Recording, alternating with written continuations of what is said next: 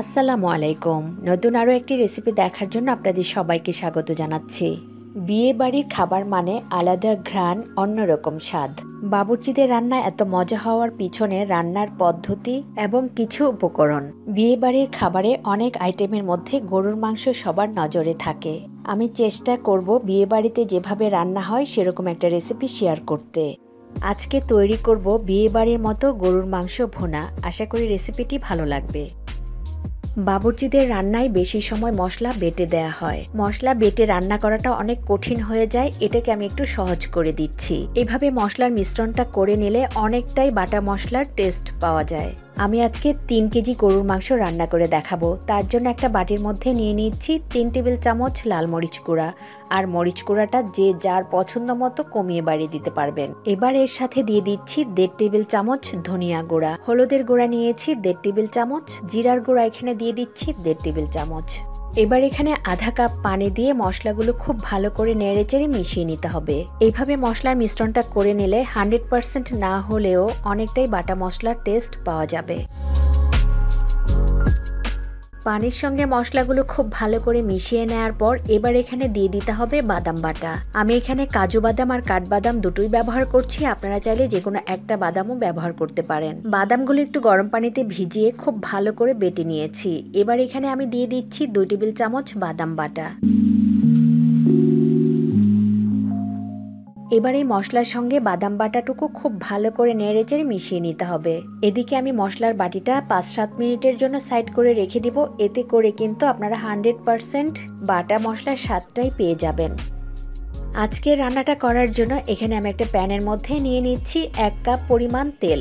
এবার সাথে দিয়ে দিচ্ছি মাঝখান দিয়ে কেটে নেওয়া 3টা তেজপাতা। এবার এই তেলের মধ্যে কিছুটা গোটা গরম মশলা দিয়ে দিব।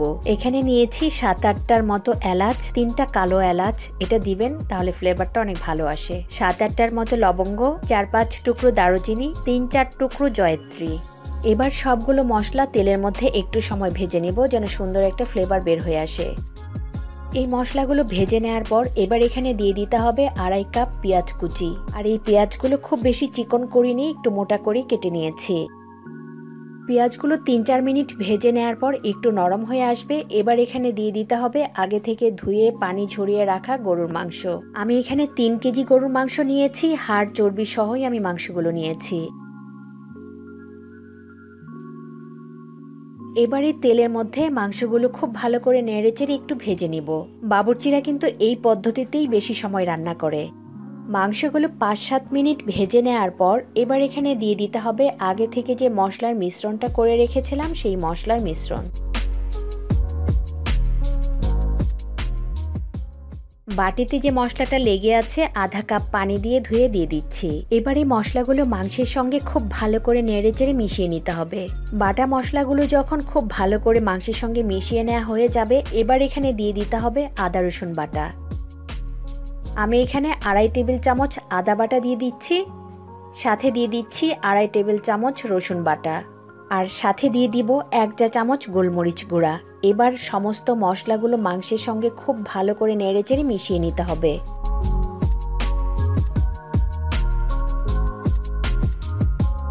যখন বাটা মশলাগুলো মাংসের সঙ্গে খুব ভালো করে মেশানো হয়ে যাবে এবার এখানে দিয়ে দিতে হবে পরিমাণ মতো লবণ। লবণ দেওয়ার পর মাংসগুলো আবারও খুব ভালো করে নেড়েচেড়ে হাঁড়িটা ঢাকনা দিয়ে ঢেকে 10 মিনিটের মতো রান্না করে নিব।